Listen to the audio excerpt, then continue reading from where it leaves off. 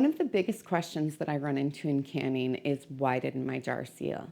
And that's because from the experienced to the very beginner, we're all going to have instances when our jar doesn't seal.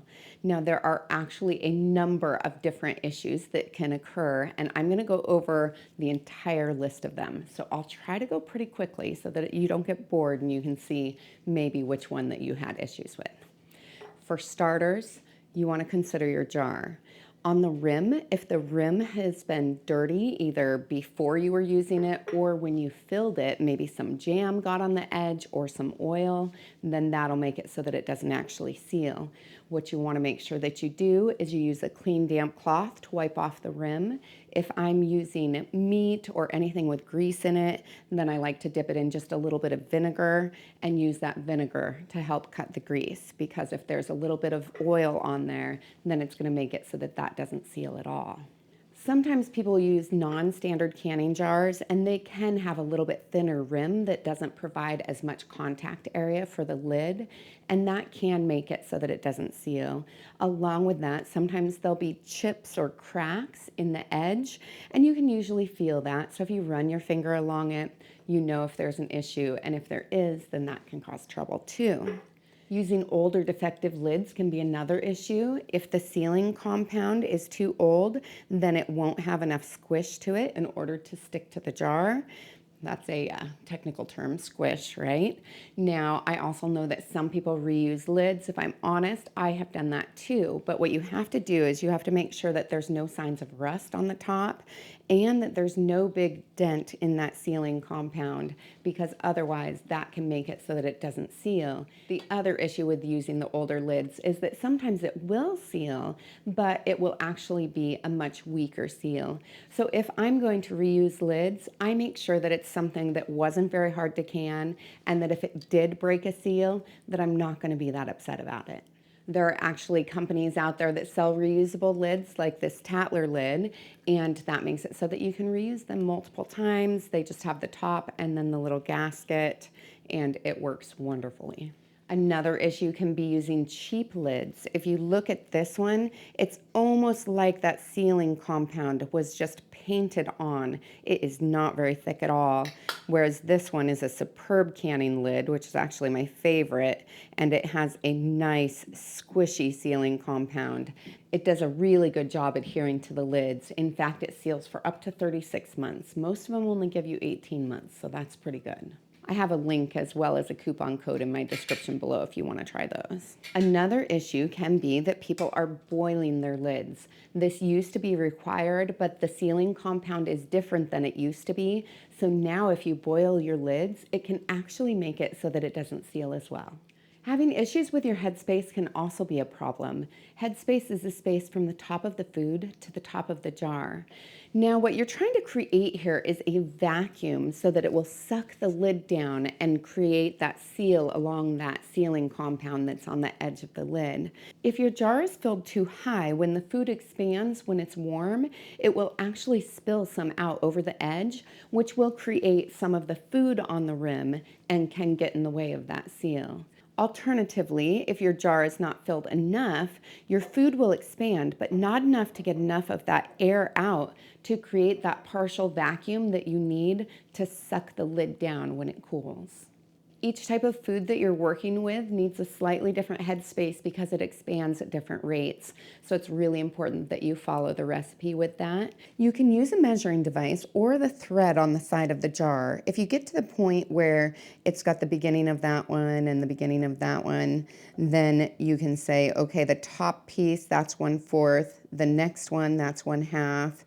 And then just below there, that's 3/4, and right about at that point, you're looking at 1 inch. So I really like doing that. I feel like it's a quick and easy way to measure. How tightly you place the lids on can also be an issue. You want to put them on fingertip tight, so just using your fingers, not actually using your hand to tighten them. If it's too loose, the air will go out, but air will also come back in as it cools, and so then it won't create the seal. So it has to be tight enough so that it creates that seal, but loose enough that it will let some of the air out, because if it doesn't let some of that air out, then it won't create that vacuum you need. The other issue that can be a problem is checking it too soon. I always give it 24 hours before I check the seal, and the way you see if it's sealed is you just press on the top. If it stays down, you know it's good. If it pops back, you know that it's not sealed yet, and then you can move on from there. Last but not least, it can be the canning methods that you're using. In both the water bath and the pressure canner, you need to make sure that it goes for the proper amount of time. And then in the pressure canner, it needs to be the proper amount of pressure as well.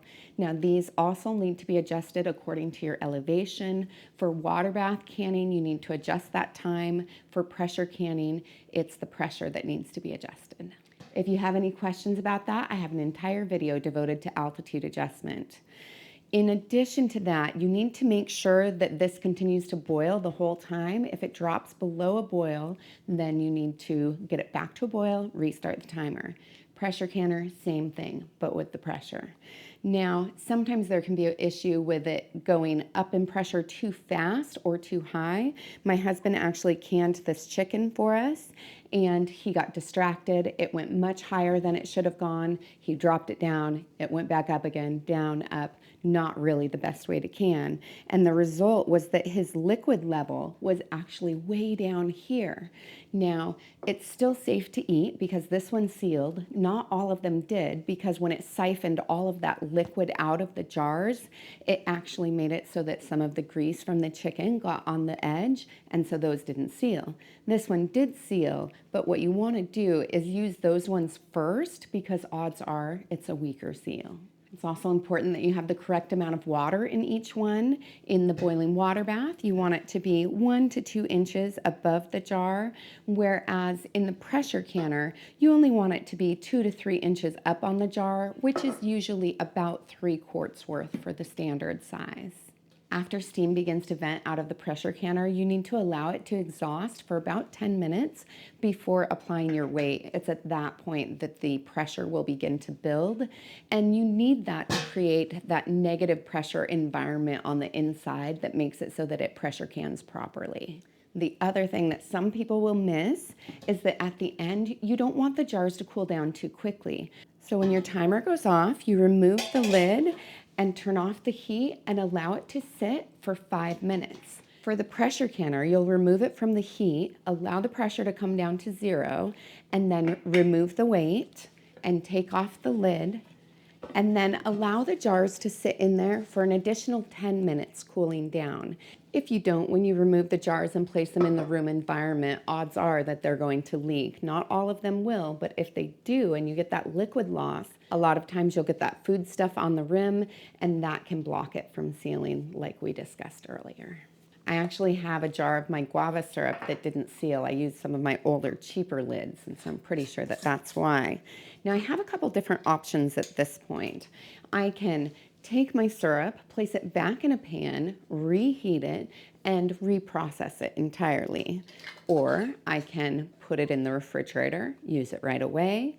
Or I can remove a little bit of the syrup so that it has an increased headspace and store it in my freezer. I just want to make sure that I have enough room for it to expand when it freezes. Now, if this was a denser item like strawberry pie filling or like squash, then I wouldn't want to reprocess it again. I would either put it in the refrigerator or in the freezer. The only caveat for reprocessing is it has to be within that 24-hour window. Otherwise, it's not considered safe. If you do end up reprocessing, make sure that you label the top so that you know that it was one of the ones that you reprocessed.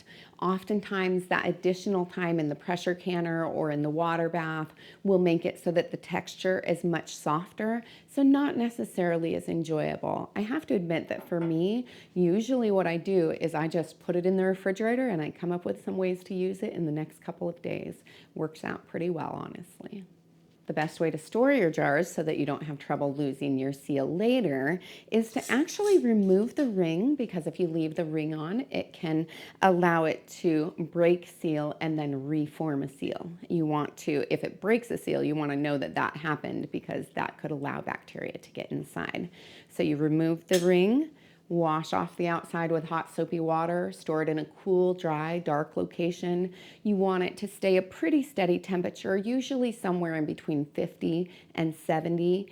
And then just make sure you're rotating your items because you want to use your older items first so that you don't have to worry about them losing their seals. Hopefully that helped you. You can see that there's many different steps along the way that can influence whether that jar lid seals or not. There are still some times that we can't tell exactly why it didn't seal, but if you follow the steps properly, you definitely increase your chances of having a good seal to your jars.